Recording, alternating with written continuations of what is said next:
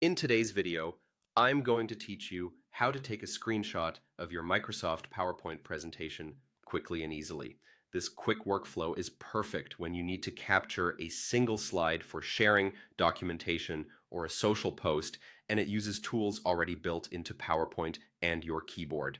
It's a fast way to get a clean image without exporting or leaving your presentation. Begin by opening your presentation and navigating to the exact slide you want to capture.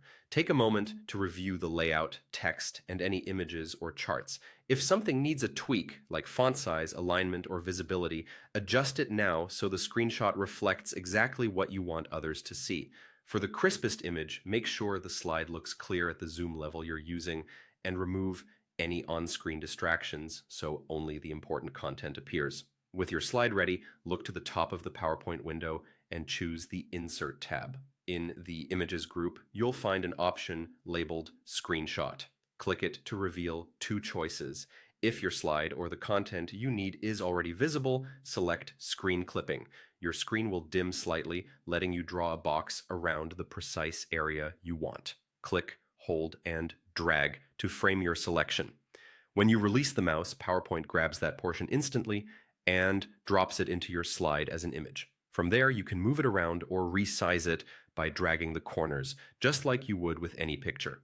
This is especially handy when you want to highlight a specific chart, section, or detail. If you prefer to capture the whole screen or entire slide, your keyboard shortcuts are a great alternative. On Windows, press the Print Screen key to copy the screen to your clipboard. On a Mac, press Command, Shift, and 4, then drag to choose the area you want. After capturing, paste directly into PowerPoint or another app where you plan to share or edit the image.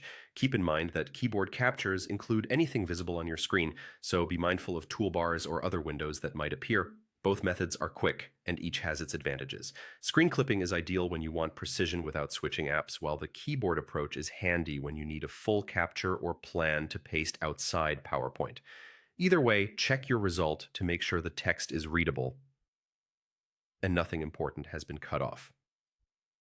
And that's all there is to it. Fast, simple, and effective for showcasing your slides. If you found this tip helpful, like the video, subscribe to the channel, and follow for more PowerPoint shorts and tutorials. Thanks for watching, and happy presenting.